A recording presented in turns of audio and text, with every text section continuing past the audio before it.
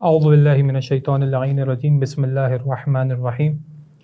الحمد للہ رب العالمین الصلاة والسلام علی محمد وآلہ الطیبین الطاہرین المعصومین المظلومین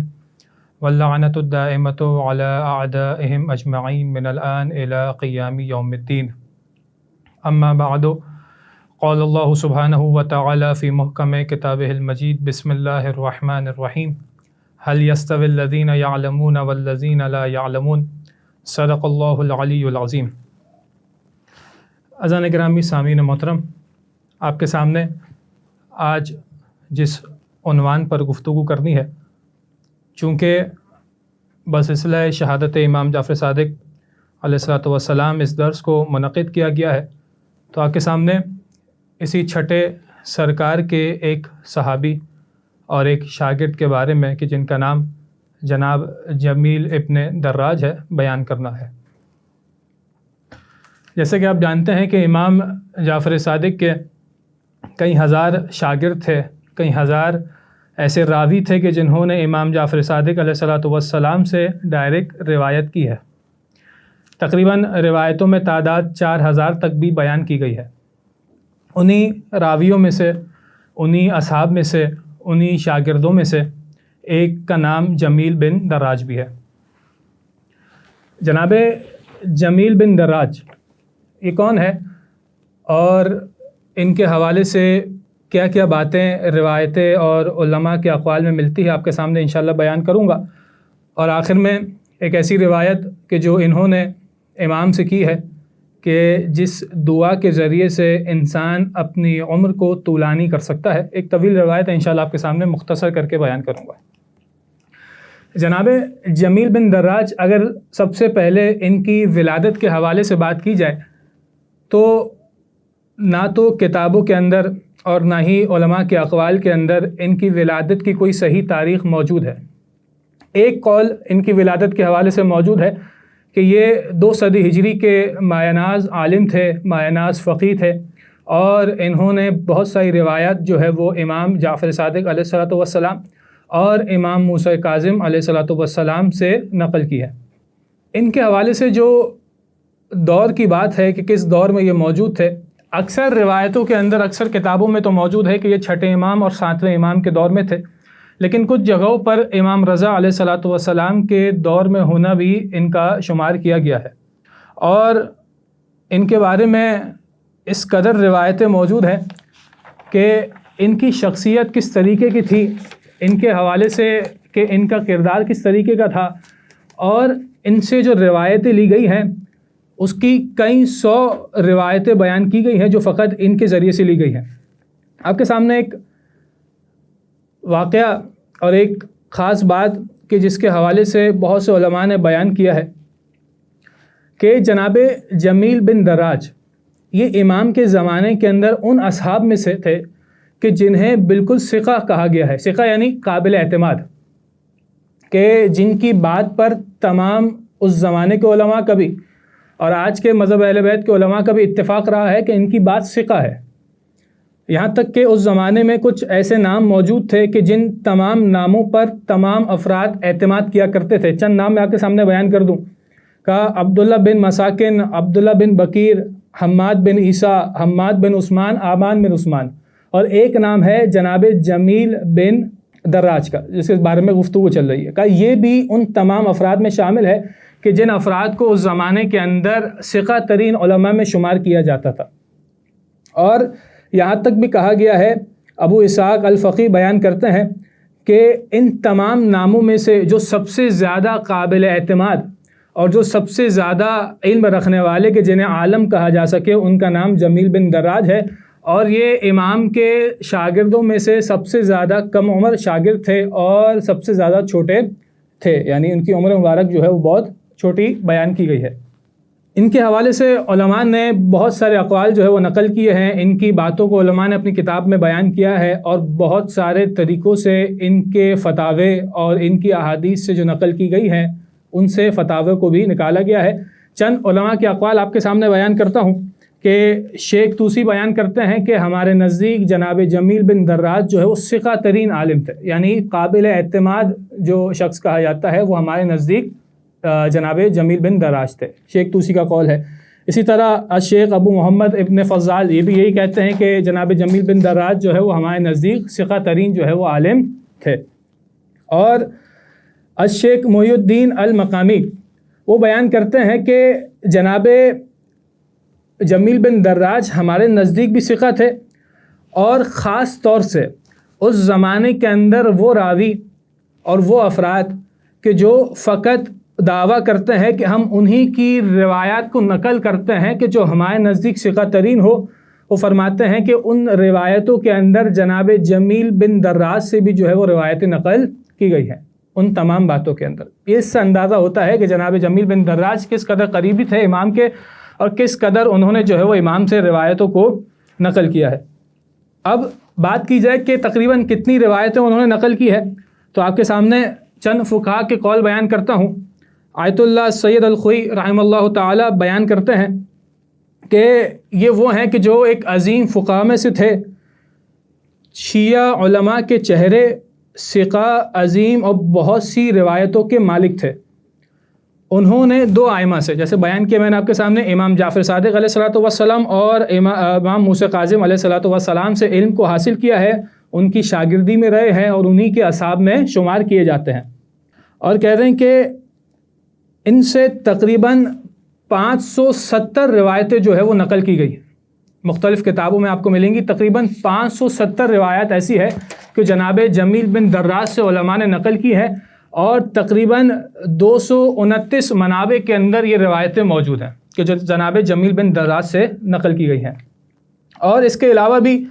ان کے حوالے سے اگر بات کی جائے تو بہت سارے مضامین کے اندر آیت اللہ خوئی بیان کرتے ہیں کہ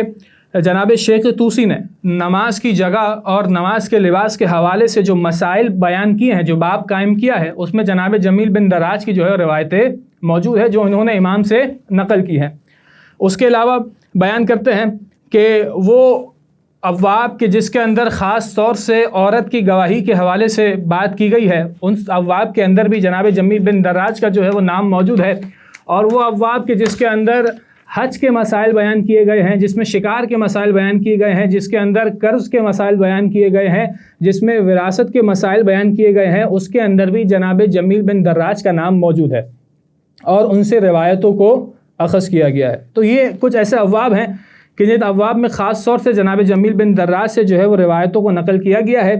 اور فقط 1 سے 2 احادیث آپ کے سامنے بیان کرتا ہوں کہ جو انہوں نے روایت جو جناب جمیل بن دراج نے نقل کی ہے، اور اس کے بعد آخری روایت کی جانب میں انشاءاللہ چلیں گے۔ کہہ رہے ہیں کہ جناب جمیل بن دراج سے ایک روایت نقل ہے، ایک شخص کے بارے میں پوچھا گیا رسول خدا سے کہ اگر کسی شخص نے حالت طہارت میں مسجد میں بیٹھے ہوئے کسی عورت کو یعنی اپنی زوجہ کو 3 مرتبہ لگاتار طلاق دے دی تو کیا وہ طلاق محقق ہو جائے گی؟ تو رسول خدا بیان کرتے نہیں، وہ 1 مرتبہ کاؤنٹ کی جائے گی۔ تو یہ روایت جو مشہور ہے ہمارے درمیان بھی، اور اس سے آپ نے فتاوے بھی دیکھے ہوں گے، یہ جناب جمیل بن دراج سے نقل کی گئی ہے۔ اس کے علاوہ بھی کسی نے سوال کیا کہ یہ بتائیے کہ قرآن کے اندر ایک آیت موجود ہے کہ جو اعرابی ہیں، یعنی جو آپ کہہ لیں کہ رسول خدا کے زمانے کے اندر جو عرب افراد تھے، وہ سوال کیا کرتے تھے کہ قرآن کے اندر ایک آیت موجود ہے کہ ہم اللہ پر ایمان لے آئے ہیں، مگر خدا کہتا ہے کہ تم مجھ پر ایمان نہیں لائے ہو کیونکہ تمہارے دلوں میں اب تک ایمان نہیں اترا۔ کہ اس سے مراد کیا ہے؟ یہ جناب جمیل بن دراج نے روایت کو نقل کیا کہ اس سے مراد یہ ہے کہ تم دیکھتے ہو کہ ان کا عقیدہ ان کے اسلام سے مختلف ہے، یعنی جو عقیدہ یہ رکھتے ہیں اور جو اسلام نے عقیدے کو بیان کیا ہے، ان دونوں کے درمیان فرق ہے۔ کہ اس وجہ سے تمہارا ایمان تو لے آئے ہو مگر تمہارا ایمان جو ہے وہ دین اسلام کے مطابق نہیں ہے۔ کہ اس طرح کی بہت ساری روایت ہے جو خاص طور سے جناب جمیل بن دراج سے ہے، اور چونکہ وہ اخلاقی حوالے سے بھی بہت ساری روایات کو نقل کیا کرتے تھے اور رسول کی سیرت کے حوالے سے بھی بہت ساری روایت کو نقل کیا کرتے تھے۔ ایک روایت جو بہت اہم ہے اور بہت ہماری زندگی کے اندر جو ہے وہ کام آنے والی ہے، آپ کے سامنے بیان کرتا ہوں، جناب جمیل بن دراج کی۔ وہ نقل کرتے ہیں کہ انہوں نے امام سے سوال کیا کہ بسم اللہ کے حوالے سے کیا فضیلت ہے؟ تو امام نے فرمایا کہ یاد رکھو، ہر کام سے پہلے بسم اللہ پڑھو، یہاں تک کہ اگر اس کے بعد تم کوئی شاعری کرنے والے ہو نا، کوئی شعر کہنے والے ہو، کہ اس سے پہلے بھی بسم اللہ پڑھو۔ کہ بسم اللہ کی اتنی اہمیت ہے کہ ہر کام کو شروع کرنے سے پہلے بسم اللہ تم تلاوت کیا کرو، یہاں تک کہ تم اس کے بعد شاعری ہی کیوں نہ کرنے والے ہو،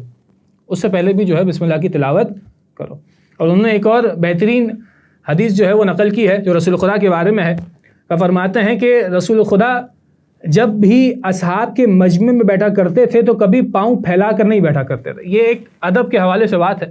کہ جب بھی مجمع میں کے درمیان بیٹھو تو رسول خدا کی یہ عادت تھی، اور رسول خدا ہمیں یہ تربیت کرنا چاہتے تھے، کبھی بھی اپنے پاؤں کو پھیلا کر کسی مجمع میں نہ بیٹھو۔ اور ایک اور روایت جو اس کے آگے متصل ہے کہ جب بھی کوئی رسول خدا سے ہاتھ مصافحہ کرنا آتا تھا، ہاتھ ملانے آتا تھا، رسول خدا اس وقت تک اس کے ہاتھ کو نہیں چھوڑتے تھے جب تک وہ خود اپنا ہاتھ پیچھے نہ کر لے۔ کہ یہ جناب جمیل بن دراج یہ روایت نقل کرتے ہیں امام سے رسول خدا کے بارے میں۔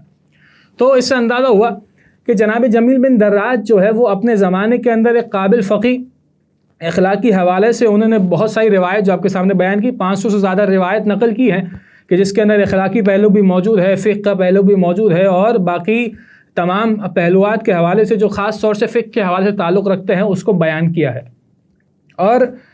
اگر ان کی عمر مبارک کے بارے میں بات کی جائے تو چونکہ میں نے کہا کہ ان کی ولادت کی تاریخ کے حوالے سے کوئی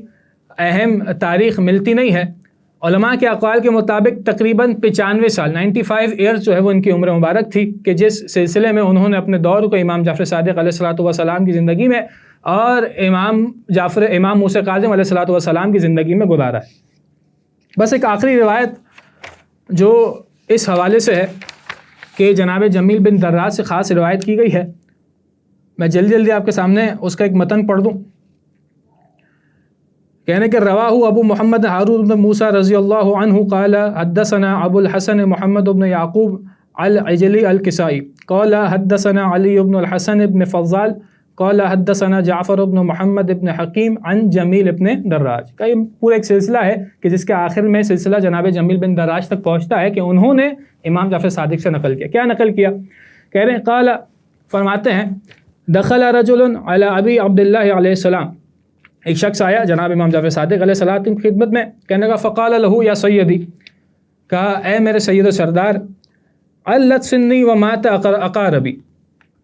کہنے لگا وہ شخص کہ میرا سن جو ہے وہ، میری عمر جو ہے وہ طویل ہو چکی ہے اور میرے قرابتدار جو ہے وہ انتقال کر چکے ہیں۔ وَإِنِّي خَائِفٌ أَن يُدْرِكَنِي الْمَوْتُ وَلَيْسَ لِي مَنْ آنَسُ بِهِ وَأَرْجَعُ إِلَيْهِ، کہنے کہ مجھے اس بات کا خوف ہے کہ چونکہ میری عمر جو ہے وہ طویل ہو گئی ہے، میرا مونس کوئی یہاں پر موجود نہیں ہے، مجھے اس بات کا خوف ہے کہ کہیں موت جو ہے وہ مجھے جلد ادراک نہ کر لے، اور اس حال میں کہ درک نہ کر لے کہ میرے پاس کوئی مونس و یاور موجود نہیں۔ حالانکہ موت کے وقت انسان چاہتا ہے کہ اس کے پاس کوئی مونس و یاور موجود ہو، کوئی اس کا چاہنے والا ہو کہ جس کی طرف وہ پلٹ سکے، اس کی طرف جا سکے۔ اب جیسے اس نے یہ بات کہی تو امام نے جواب دیا، فقال علی، امام نے جواب دیا من اخوانک المؤمنین من هو اقرب نسبا او سببا وانسک به خیر من انسک بقریب۔ یہ بہت اہم بات جو امام نے بیان کی ہے، اور خاص طور سے ہمیں اس بات کی طرف جو ہے وہ توجہ دینی چاہیے۔ امام فرماتے ہیں کہ تمہارے مومن بھائی اور وہ افراد کہ جو تمہارے قریب ہے، کس حوالے سے؟ چاہے وہ نسب کے حوالے سے، یعنی تمہارے رشتہ دار ہو، بھائی بہن ہو، اور سببی رشتہ داری کے حوالے سے، مثلا جو ہے وہ سسرال کے حوالے سے، اس حوالے رشتہ دار جو ہوتے ہیں یہ سببی کہلاتے ہیں۔ تو چاہے نسبی رشتہ دار ہو چاہے سببی رشتہ دار ہو، امام فرماتے ہیں انسقوا به خیر من انسق بقریب، امام فرماتے ہیں کہ جو تمہارے مومن بھائی ہیں وہ زیادہ بہتر ہیں تمہارے قریبی رشتہ داروں سے۔ یعنی گویا امام یہ فرمانا چاہتے ہیں کہ جو تمہارے ایمانی بھائی ہیں، جو تمہارے ایمانی رشتہ دار ہیں، وہ تمہارے ذاتی رشتہ داروں سے زیادہ بہتر ہے۔ وَمَعَ هَذَا فَعَلَيْكَ بِالدُّعَاءِ وَأَن تَقُولُ فِي عَقِيبٍ قُلْ لِفَرِيضَةٍ، امام کہتے ہیں کہ میں تمہیں ایک دعا تعلیم کرتا ہوں، تم اسے ہر نماز، واجب نماز کے بعد اس دعا کی تلاوت کرنا، اور جب اس دعا کی تلاوت کرو تو ان تمام مومن بھائیوں کو اپنے ذہن میں رکھنا، چاہے اسے الگ الگ کر کے ذہن میں رکھو، چاہے ایک ساتھ اجماعاً طور پہ جو ہے وہ اپنے ذہن میں رکھو، پھر اس دعا کی تلاوت کرنا۔ اب یہ دعا جو امام نے بتائی ہے یہ خاص طور سے دعا ہے اپنی عمر کو طولانی کرنے کے لیے، اپنی عمر کو بڑھانے کے لیے، اور اس کے بارے میں ایک آپ کے سامنے ایک جو ہے وہ ایک جملہ بھی بیان کروں گا کہ اس بات کا گواہی ایک خود راوی نے دی ہے۔ پھر امام فرماتے ہیں کہ میں تمہیں ایک دعا تعلیم کرتا ہوں جو تم ہر نماز کے بعد اس دعا کی تلاوت کرنا۔ دعا کی تلاوت کرتے ہیں، امام فرماتے ہیں تم پڑھنا اللہم صلی علی محمد و آل محمد، اللہم ان الصادق علیہ السلام قال انک قلت ما تردد فیہ شیء انا فاعلہ قد تردی فی قبض الروح عبدی المؤمنین یکرہ الموت واکرہ مساءتہ۔ امام فرماتے ہیں کہ جب دعا کی تلاوت کرو، اب جو دعا میں نے آپ کے سامنے بیان کی اس کا ترجمہ بیان کرتا ہوں، کہتے ہیں کہ اے اللہ تو درود بھیج محمد و آل محمد علیہ السلام پر، اور اے میرے پروردگار بے شک رسول نے فرمایا۔ اچھا، اب امام جعفر صادق جو ہے وہ اس دعا کے اندر رسول کی اس بات کو بیان کرنے کہ رسول خدا نے اس دعا میں کیا فرمایا، کہ بے شک رسول نے فرمایا کہ اے پروردگار تو نے فرمایا ہے۔ اب رسول خدا تعالیٰ سے گفتگو کر رہے ہیں، اے پروردگار تو نے فرمایا ہے کہ جو کام تو کرتا ہے تجھے اس میں کوئی تردد نہیں ہے، جو کام بھی تو انجام دیتا ہے اس میں کوئی تردد نہیں ہے، اس میں کوئی شک و شبہ نہیں ہے، اس میں کوئی افسوس نہیں ہے، مگر ایک کام میں تجھے تردد محسوس ہوتا ہے۔ وہ کون سا کام ہے؟ اس وقت تجھے تردد محسوس ہوتا ہے، تو کہتا ہے کہ جب تو اپنے مومن بندے کی روح کو قبض کرنے کے سلسلے میں اس کی روح کو قبض کرتا ہے، اس حال میں اس کی روح کو قبض کرتا ہے کہ وہ مومن بندہ اپنی روح کو قبض کرنا یعنی موت کو ناپسند کرتا ہے۔ کہ جب تو اس حال میں کسی مومن بندے کی روح کو قبض کرتا ہے، خدا کہتا ہے جب میں اس حال میں کسی مومن بندے کی روح کو قبض کرتا ہوں کہ وہ اپنی موت سے ناپسندیدگی کا اظہار کرے، خدا کہتا ہے مجھے اس کام میں تردد محسوس ہوتا ہے، اس کام میں ناپسندیدگی محسوس ہوتی ہے۔ اور خدا کہتا ہے اور میں اس چیز کو ناپسند کرتا ہوں کہ وہ موت کو ناپسند کرے، یعنی مجھے اس بات میں اچھا نہیں لگتا کہ میرا جو ہے بندہ جو ہے وہ موت کے بارے میں ناپسندیدگی کا اظہار کرے اور اس کے بارے میں جو ہے وہ تردد کا اظہار کرے۔ پھر امام فرماتے ہیں اللہم صلی علی محمد وآل محمد وعجل لی ولیک الفرج والعافیہ والنصر ولا تعاصنی فی نفسی ولا فی احد من احبنی۔ امام فرماتے ہیں کہ اللہم صلی علی محمد وآل محمد، پروردگار تو محمد وآل محمد پہ درود بھیج، وعجل لی ولیک الفرج، اور آخری حجت کے ظہور میں تعجیل فرما، اور ہمیں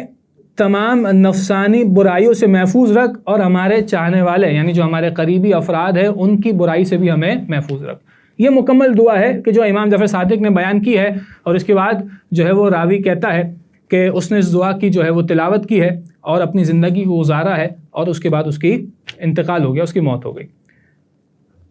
یہ دعا عمر کے طولانی کے حوالے سے کیوں بیان کی گئی ہے؟ کہ ایک راوی جو ہے وہ روایت کرتے ہیں کہ انہوں نے ایک شخص کو دیکھا کہ جو اس دعا کی روز تلاوت کیا کرتا تھا، کہ وہ 128 سال کی جو ہے وہ عمر پایا اور اپنی پوری زندگی کو اس نے گزارا، اور اس حال تک کہ اس پر بڑھاپا جو ہے وہ غالب آ گیا، وہ بڑھاپے کے اندر موجود ہے اور 128 سال کا ہو چکا ہے، اور اس حال تک پہنچ گیا کہ وہ خود اپنی زندگی سے جو ہے وہ بیزار ہو چکا تھا، اور پھر اس کے بعد اس کا انتقال ہو گیا۔ کہ اس دعا کا اثر یہ ہے کہ جو کوئی بھی اسے ہر نماز فریضہ کے بعد جو ہے وہ نماز پنجگانہ کے بعد جو اس کی تلاوت کرے گا، جناب جمیل الدراج کہتے ہیں کہ خود امام نے فرمایا ہے کہ اللہ تعالیٰ اس کی عمر کو جو ہے وہ طولانی کرے گا۔ تو جب اس دعا کی تلاوت کرو تو اپنے تمام دوستوں کو، ان تمام ایمانی بھائیوں کو چاہے الگ الگ کر کے چاہے اجتماعی طور پہ اپنے ذہنوں میں رکھیں، تاکہ اس دعا کی تلاوت سے ان تمام افراد کے جو برے ہیں ان کے شر سے محفوظ ہو سکے، اور عمر کی طولانی کے حوالے سے اس دعا کو بیان کیا گیا ہے۔ تو خلاصہ کلام یہ کہ جناب جمیل بن دراج کہ یہ وہ صحابی ہیں کہ جنہوں نے کئی روایتیں 500 زیادہ روایتیں جو ہے وہ امام سے نقل کی ہیں، اور تقریباً 200 سے زیادہ منابع کے اندر ان کی روایتوں کو بیان کیا گیا ہے، اور تمام مجتہدین نے اور بہت سارے مجتہدین نے ان کی روایتوں سے استفادہ کرتے ہوئے فتاووں کو بیان کیا ہے۔ بس انہی معروضات کے ساتھ خدا تعالیٰ سے دعا کرتے ہیں جو کچھ سنا، جو کچھ پڑھا اس پر عمل کرنے کی توفیق عنایت فرمائے، ہمارے وقت کے امام زمانہ کے ظہور میں تعجیل فرمائے، ہمیں ان کے سچے اعوان و انصار میں شمار ہونے کی توفیق عنایت فرمائے۔ وآخر دعوان ان الحمد للہ رب العالمین۔